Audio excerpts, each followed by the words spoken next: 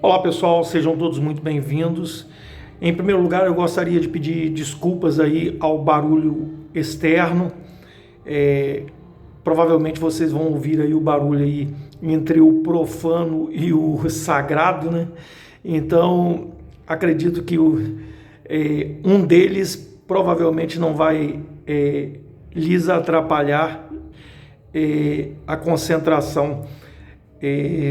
Porém, já deixo a ressalva de que no momento de uma avaliação você não tem controle sobre o meio externo. Quando eu falo no momento de uma avaliação é o seguinte: você vai fazer um concurso público, você não tem controle sobre o carro que passa próximo da escola que você vai fazer prova, ou do setor que você vai fazer prova, ou de repente de uma corneta que vai tocar lá e vai tirar a sua concentração. Então, comece a controlar essa concentração sua, entendeu? Esqueça os ruídos externos. Eu não edito mesmo o vídeo.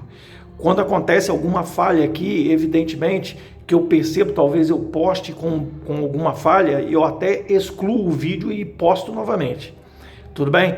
Então, isso aí é uma dica que eu dou a vocês, porque eu já fiz provas e não havia controle do ruído externo. Evidentemente que é legal a gente aprender e a gente estudar com o menos ruído possível, né? Quanto menos ruído, melhor. Mas o ruído também ajuda você a começar a acostumar com a sua concentração naquilo que você faz. Essa é uma dica que eu dou. Não é uma desculpa do vídeo estar ruim pelo barulho, tá? É uma dica real mesmo, de verdade, de quem já participou de concurso e sabe como funciona. Até o barulho do sapato do examinador lá vai te incomodar no momento da prova, acredite. Então comece a concentrar, comece a fazer esse exercício de concentração, que assim você não vai ter interferências no momento de estar lá tentando resolver uma questão que exige muito de você, ok? Então, peço desculpas, porém não posso fazer muita coisa, apenas pedir desculpas e tocar o barco para frente. Antes de começarmos, gostaria de pedir que você deixe o seu like no vídeo, apesar dos barulhos, deixe o seu like. Só pelo conselho que eu estou dando e pela experiência vivida, já vale o like. Se você não é inscrito, se inscreva no canal e aperte o sininho das notificações para você receber todos os vídeos. Trago uma questão aqui, uma questão que a gente está batendo sempre aqui e não custa a gente continuar fazendo exercícios exaustivamente, porque quanto mais faz, mais a gente fica familiarizado com as propriedades apresentadas aqui. Bom, trago para vocês aqui um triângulo circunscritível, né? Ou seja, existe um círculo nesse triângulo, né? Não foi informado o raio, mas isso é tranquilo de achar, tendo em vista algumas propriedades que nós vamos citar a partir de agora. Eu faço questão de fazer isso, e vocês sabem, quem me acompanha sabe que eu faço isso mesmo. Por exemplo, eu tenho um círculo, né? E por esse círculo, um ponto exterior, que a gente chama potência de ponto, né? Eu tenho um ponto exterior aqui, ó, ok? Que eu vou chamar ponto P. Beleza, e por esse ponto P passam duas retas que tangenciam o nosso círculo ou a nossa circunferência em um determinado ponto. Quero falar para vocês o seguinte, algo repetitivo para muitos, mas que vale a pena repetir sempre, pois quanto mais a gente repete, mais a gente assimila o conteúdo. Então, este ponto que eu vou considerar como ponto de tangência aqui, ó, que eu vou chamar de A e de B, eu posso afirmar categoricamente, porque isso é uma propriedade de posição de um ponto de retas em relação a um círculo. Essas retas estão tangenciando? Ok, eu tenho um ponto exterior que é comum a essas duas retas, então sempre vai acontecer isso. Esse segmento aqui é exatamente a mesma medida deste segmento aqui. Ou seja, PA é PB. PA é igual a PB. PA tem a mesma medida de PB. Isso é fato para a gente resolver aquela questão. Sabendo desse mínimo detalhe aqui, você sai daquela questão com muita facilidade e com mais um pouquinho de algebrismo, evidentemente, e alguns outros conhecimentos que são inerentes à geometria plana. Bom, ele pede para achar a área de um retângulo, a área do retângulo, né? Ele não fala a área do círculo, até porque a área do círculo, se nós conhecêssemos os lados desse retângulo, seria muito fácil encontrar a área do círculo. Existem várias fórmulas que a gente poderia usar. Até mesmo se a gente conhecesse um ângulo ali e dois lados compreendidos nesse ângulo, também poderíamos usar uma fórmula muito legal que envolve aí o seno do ângulo entre esses lados, né, conhecidos, né? O produto desses lados, né, o semiproduto desses lados vezes o seno do lado, o seno que está do ângulo compreendido entre esses lados. Nós já comentamos sobre essa fórmula aqui, inclusive eu até deduzi essa fórmula, mas sem mais delongas, vamos à resolução da questão que diz que o triângulo é retângulo. Então, triângulo, retângulo, primeira coisa que a gente vai lembrar, Pitágoras. Pitágoras, pode ter certeza que é fato. O triângulo é retângulo, alguma coisa tem a ver com Pitágoras. Tudo bem?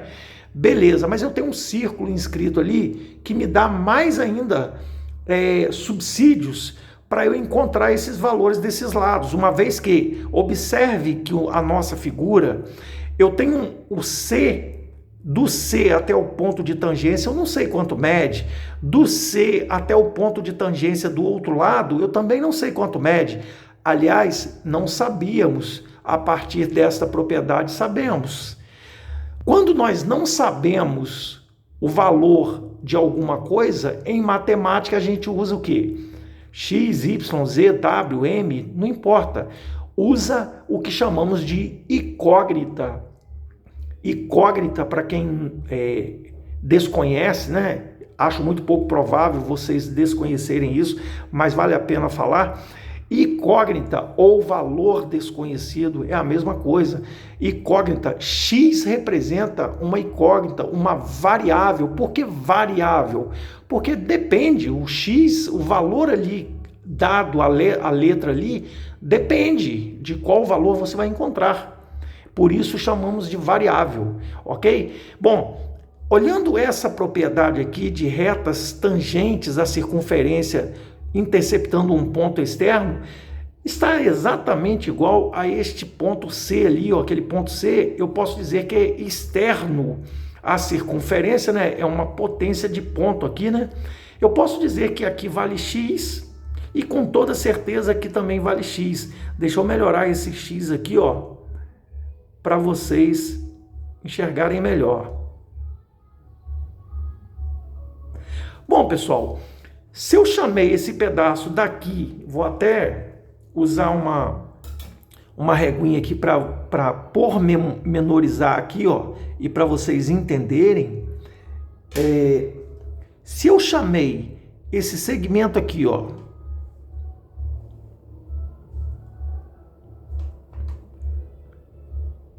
de X, e esse outro segmento com certeza é X, porque a reta lá, a semi-reta, até o ponto de tangência, as duas semi-retas têm a mesma medida. Então, nós concluímos o seguinte, pessoal. Aí ficou fácil, aí já está matada a questão praticamente. É achar a área, né? Ó, a área de um triângulo é dado pela base dele, vezes a altura, dividido por 2. A fórmula tradicional de área. Ah, professor, eu não tenho uma base. Quem disse? Esse segmento aqui é 3. Até aqui, ó, por mais que você não concorde, também mede 3 centímetros. Daqui até aqui é 2. Ah, então por mais que você não concorde ou discorde, daqui até aqui também é 2.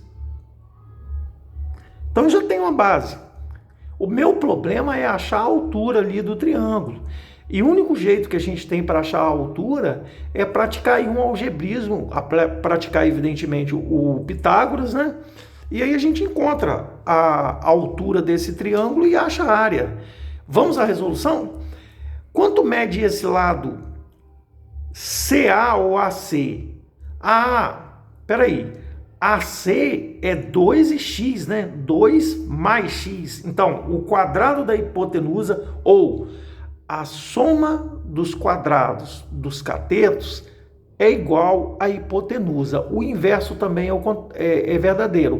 O quadrado da hipotenusa é igual à soma dos quadrados dos catetos. Então, ó, tanto faz eu ler de trás para frente que é verdade. A sentença continua sendo verdadeira. Então, ó, a soma dos quadrados dos catetos, então, que catetos? Este e este. Por quê? Porque a hipotenusa é sempre o lado oposto ao ângulo de 90 graus. Então, x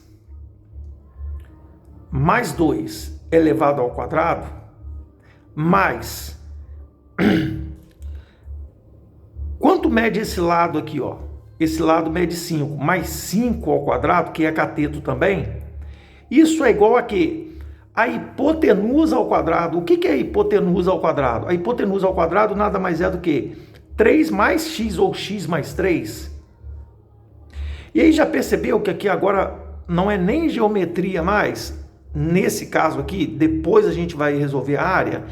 Neste caso, é um conhecimento de produtos notáveis. Eu sempre falo, pessoal, estudem produtos notáveis exaustivamente. Não estude somente esses que caem com muita frequência, que é o quadrado da soma, quadrado da diferença. A diferença entre dois quadrados cai com muita frequência. Estude também o cubo da soma, o cubo da diferença, a diferença entre dois cubos, a soma entre dois cubos. Existe para a gente praticar, ok? Então, olha só, o quadrado da soma é o quadrado do primeiro termo, mais 2 vezes o produto do primeiro vezes o segundo, 4x, mais o quadrado do segundo. Eu sempre faço direto, ó, 2 ao quadrado, 4. Mais o 25 que estava ali, né? Vamos calcular logo, 5 ao quadrado, 25. Igual, produto notável aqui do outro lado. Quadrado do primeiro, mais 2 vezes o produto do primeiro vezes o segundo, 6x, mais o quadrado do segundo, 3 ao quadrado. Cuidado, pessoal, 3 ao quadrado não é 6, é 9, é 3 vezes 3. Beleza. Olha que deu bom aqui, ó. Eu posso cancelar o x ao quadrado com o x ao quadrado. Professor, não entendi bem. Por que eu posso cancelar esse x ao quadrado aqui? Porque, veja bem, quando você joga esse x ao quadrado para cá, ele é positivo, ele vai para lá negativo. E x ao quadrado menos x ao quadrado são simétricos, eu posso cancelar. Então, antes de jogar ele para lá, eu já cancelo. Então, eu fiquei aqui, ó, nesse primeiro membro aqui, eu fiquei com 4x mais 29 é igual a 6x mais 9. Olha o que eu vou fazer. Eu vou passar o x para cá e o 9 para cá. Deu para entender? Ó, vou passar o 4x para cá, perdão, falei x não, 4x para cá e o 9, que é positivo, para cá. Então vai ficar assim, ó, se eu passar o 4 para perto do 6x, vai ficar 6x menos 4. Menos 4x, evidentemente, né? E se eu passar o 9 para perto do 29, vai ficar 29 menos 9. Daí a gente conclui que 6x menos 4x, 2x. Isso é igual a quem? 29 menos 9 dá 20. Deu bom, hein? Divido o x aqui, ó, passo 2 para o outro lado, dividindo, né? E aí a gente conclui que o x é 10. Espera aí, o x mede 10? Então quanto mede a hipotenusa? 13, né, pessoal? A hipotenusa mede 13. E quanto mede a altura? A altura mede 12, porque é x mais 2. É 10 mais 2, 12. Matamos o problema. A base eu já tenho, que é 5. A área, a base eu tenho é 5, vezes a altura, que é 12, dividido por 2. Então, minha área ficou, eu posso simplificar o 2 por 2 dá 1, os 12 por 2 dá 6, 6 vezes 5, 30. Lembrando aqui, ó, se foi dado em centímetros, centímetros quadrados, beleza? Se vocês me perguntassem assim, só a título de curiosidade, professor, quanto mede este raio aí, hein? Quanto mede o raio dessa circunferência inscrita? Ora, cara, se você traçar aqui, ó, um segmento, isso é só para complementar, tá? Complementar o exercício com mais informações. Se você traçar, não faz parte da resolução do exercício, nós já resolvemos, mas só para agregar mais valor a esse exercício, que é bastante básico, se eu falasse assim, se você se perguntasse assim, qual é o raio, né? Porque o raio é nítido e notório. A gente olha aqui, a gente encontra o raio com muita facilidade, ó. Se eu tracejar aqui, ó, do centro até o ponto de tangência, eu tenho 90 graus. Da mesma forma que se eu tracejar aqui, ó, do centro ao ponto de tangência, também eu tenho 90 graus. Poxa, 90, 90, 90. Isso é um quadrilátero. A soma dos ângulos internos dá sempre 360 graus. Logo aqui, ó, também é 90. E qual é o quadrilátero que, observe o seguinte, eu tenho esse lado que é 2 e esse lado que é 2 e eles são paralelos. É um paralelogramo que tem lados iguais. Qual é o paralelogramo que tem lados iguais? O quadrado. E olha, note o seguinte, isso aqui nada mais é do que o quê? Do centro à extremidade da circunferência, é o raio. Então, ó, o raio fica aqui, ó, definido como o quê? 2 centímetros, né? Daqui até aqui, 2 centímetros. Ah, professor, se eu descobrisse os lados e não quisesse aplicar a fórmula lá, quisesse aplicar uma fórmula diferente, eu conseguiria? Olha, nós poderíamos colocar o semiperímetro vezes... seria o semiperímetro vezes o raio. A área seria o semiperímetro vezes o raio. Vamos relembrar essa fórmula aí, ó. A área é o semiperímetro vezes o raio da circunferência. A área, ó, eu sei que é 13, 12 e 5. 5 com 13 dá 18. 18 com 12 dá 30, certo? 30 dividido por 2 dá 15. Olha só como é que bateu lá, ó. Vezes o raio. Nós encontramos o raio 2. Então, a área, eu falei, ó, o perímetro e dividi por 2, ó.